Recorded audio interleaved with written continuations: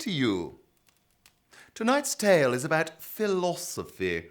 Philosophy is a disease to which some people are susceptible. They may be lethargic, slow, and generally unhappy for no good reason, a bit like my maid. Philosophers think too much. Our tale today tells of a young lady called Anna. Sadly, her parents had recently died, and as Anna was 15 years old, the task of bringing up her little brother Carl fell on her shoulders, with the help of a servant, of course. I wonder if Mummy and Daddy are in heaven, Carl. Perhaps the vicar is right, and they have transcended these earthly bonds and attained a higher state of consciousness, with God. And yet I ask myself, why? Why did they live if they were preordained to die so young? What?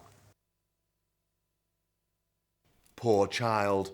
You see, the very recent loss of her beloved parents had upset the girl's mind. Anna had started to procrastinate. What is the meaning of life? Her mind was in turmoil. She had started to think about everything. She began to ask the opinion of others, even the servants. Am I really here, Needham? I mean, how can I be sure that I really exist? Perhaps this world is merely a sham, a meaningless facade. Is anything really important? What's it all for? We're all but dust in the final equation, after all. In the blinking of an eye, you and I will be but history, resigned to the memories of our children. Why are the poor poor?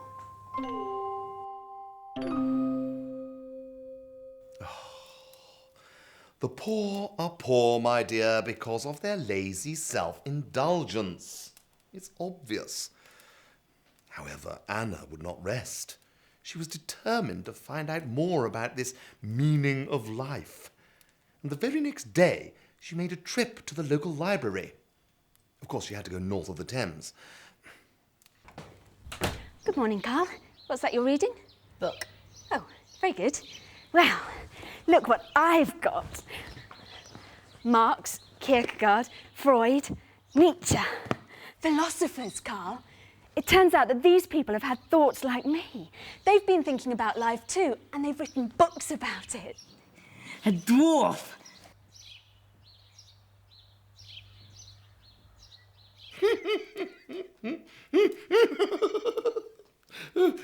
That's a very good picture, that. A good picture. It's funny, yet very frightening all at once. Lots of people had dwarves in my day. My first husband, the late Reverend Ffine Carmody, brought me one back from Africa. He was a delightful little fellow he was, and we dressed him in velvet and gold braid. Every Easter Monday, there would be a race at Lady Rosemore's garden party, and all the families from miles around would bring their dwarves, and they'd be mounted on Great Danes and go herring around a specially laid out course. It was what fun! Of course, he died in the end. The climate, you see, was too cold. Do you know, we called him Sooty. You can't call him that, said Lady Rosemore, because ours is called Sooty. So we changed his name. We had to. We changed it to Little Sooty. But then they were all little anyway. Which one's Little Sooty? It's the little one. What colour is he? The same as the others. Silly, silly, silly, silly times. But it's good to see little Carl laughing at life. What else can you do? Anyway, she read the new books with a voracious appetite, and that night her dreams were full of philosophers. Your dreams speak to you, Anna. Life is a futile passion, Anna. Futile! Futile! God is dead! There is nothing. Nothing is more real than nothing! I want to go and I'm bigger to move it.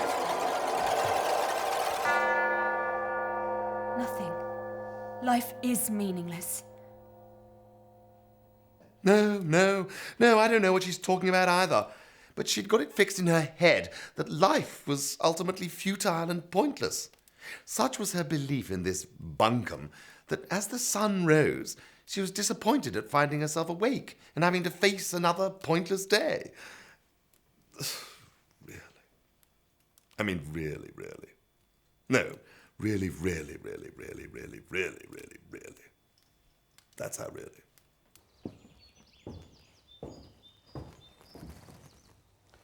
Your breakfast, Miss Anna. Shall I draw the curtains? Why? I beg your pardon? Why draw the curtains? To let the light in. What for? Well, it's sunny. Don't you see, Needham? It's just another day. Nothing has changed. There is no higher plane. This is it. The sun will rise and set. We will live and die. Ah, I see you've been reading, Miss Anna. Yes, I have. I don't know why. Oh, you wouldn't understand, Needham.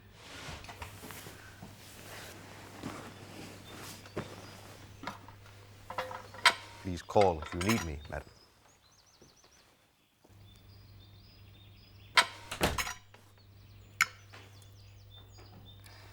What's the point? The point is, my dear, the point is that we must eat to sustain life. And perhaps it may taste nice, too. Oh, don't you just hate those miserable sort of people like Anna? Everything's too much for them, isn't it? And now it seemed the very act of eating was too much trouble. There was only one thing to do.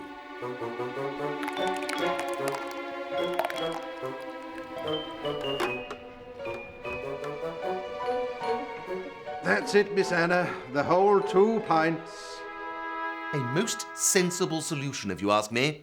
If someone won't eat, force them. And so they did. But Anna wasn't getting any better.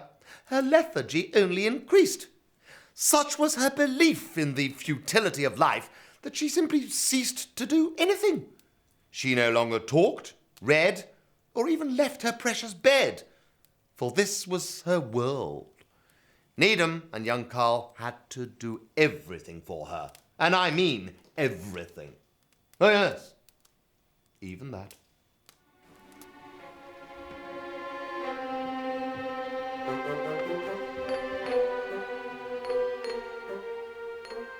Life settled down and continued for our little trio in the same relentless routine for many months, until one morning Anna awoke from uneasy dreams. Something happened.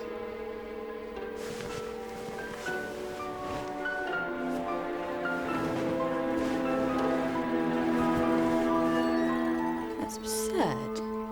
It is absurd. A girl growing into her own bed? Who would believe that? Get up! That's all you have to do, just get out of bed. But did she? Did she, hell? And on Christmas morning of that year, this whole sorry dealing became even more absurd. Merry Christmas, Needham. Merry Christmas, sir. And a Merry Christmas to you, Anna. Would you like a party hat, Anna? Needham, Anna's head won't move.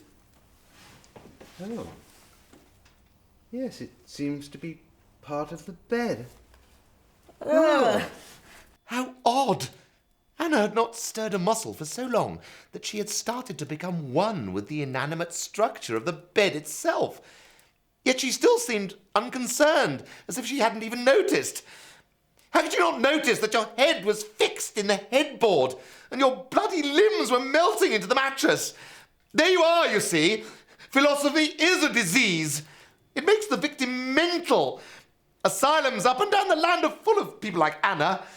That's where I'd have put her. Lock the loony up and throw away the key.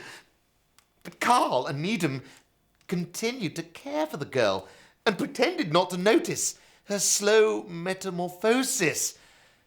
For Anna herself, there was one final, ironic twist.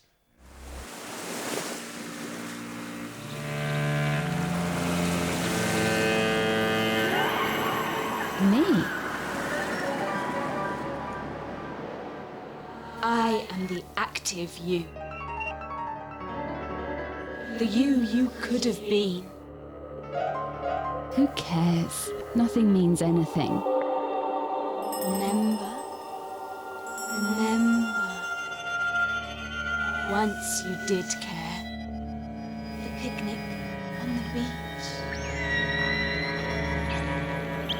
Mummy? Daddy? What a beautiful day. Here by the white cliffs, in England's Kent, on the coast. See the vast chalk faces, speckled with the scarlet blooms of poppies. But the disease, the consumption that would claim you.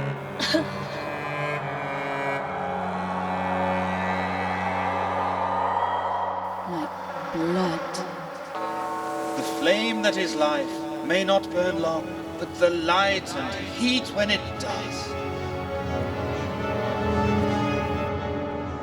We should rejoice in the present moment, the memory of which naught can defile. Yes, present moment. I must get up.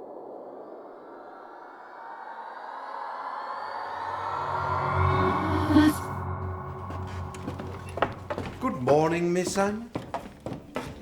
Anna? Good Lord, she's gone.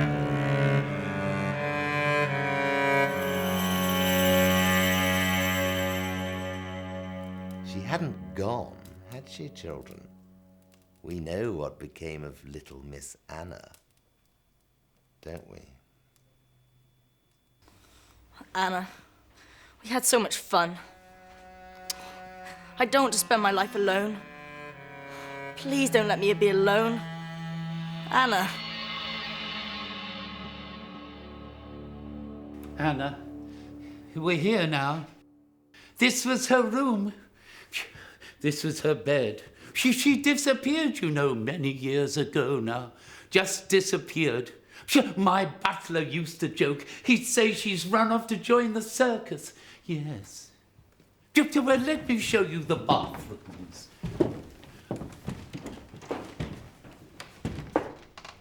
Burn the bed.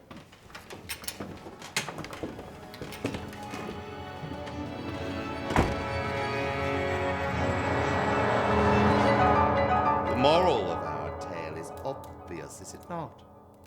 Don't think too much, especially if you're a girl, because all philosophy is foreign nonsense. Even English philosophy. It's no good thinking about things. Far better to take action. Jump right in. For England, children.